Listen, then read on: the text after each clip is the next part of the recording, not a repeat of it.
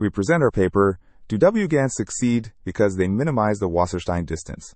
Lessons from Discrete Generators. A work by Ariel Elnekave and Yair Weiss from the Hebrew University of Jerusalem. Generative adversarial networks, or GANs, are one of the most well-known types of generative models. In recent years, a lot of research has shifted toward diffusion models, but GANs are still widely used, both in academia and industry, and mostly due to their faster inference and performance on small datasets. Since GANs were first introduced, there's been a lot of debate about what really makes them so good at generating realistic images. In this work, we focus on WGANs and ask, do they actually minimize the Wasserstein distance? And if so, is that the reason for their success? We start off with very surprising results by both Malasto in 2017 and Stanzu from 2021, showing that WGANs do not minimize the Wasserstein distance when computed over many batches of real and fake images. Moreover, they propose a training scheme that does minimize the batched Wasserstein distance, but produces very low-quality images. The main issue with these results is their use of many batches to compute the Wasserstein between real and fake distributions, which is known to have very high sample complexity.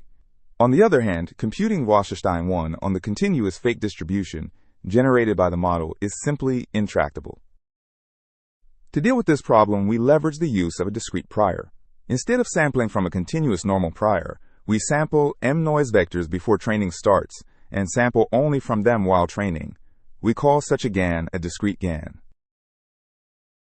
Our work was motivated by our initial findings that when M is sufficiently large, discrete GANs generate images that are of comparable quality to that of standard GANs with the same architecture.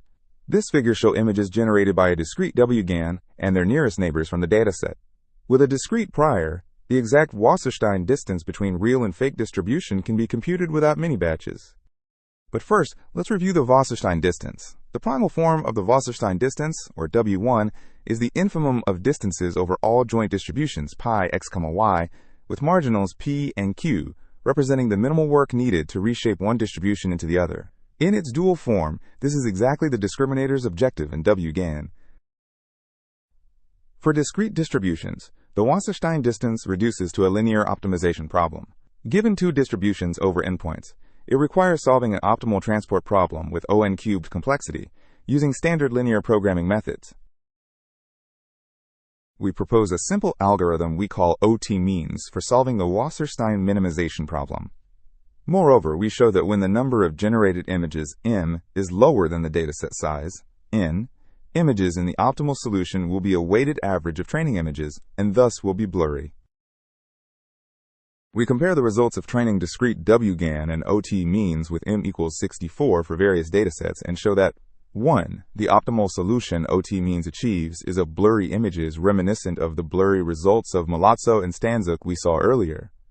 2. When trained with the discrete prior and a fully connected discriminator WGAN reaches a very similar solution visually and quantitatively.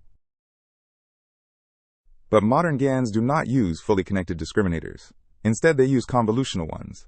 We focus on the common architecture of convolutional architecture with global average pooling in the penultimate layer. We show theoretically that the WGAN objective in this case can be seen as minimizing W1 over patches of real and fake images, with patches the size of the receptive field of the discriminator. As we theorize when training a discrete WGAN with a convolutional discriminator, local features are better preserved, while global structure is not. Here, too, we compare the results of a patch-level discrete WGAN to another approximation of the Wasserstein minimization problem over patches and see visual resemblance. One way to quantitatively evaluate the success of preserving training patch distribution is comparing histograms of randomly projected patches of real and fake images. The histograms on the right show how similar are the histograms for real and fake patches after training compared to a histogram of patches from another image dataset. To wrap up, our work shows that WGANs do succeed because they optimize the Wasserstein distance, but the discriminator's architecture defines the form of W1 being minimized. In convolutional models, it's W1 over patches and not full images that drives optimization. Having a well-defined loss function helps track learning, ensure convergence, and improve explainability. Please come see us at our poster for more details.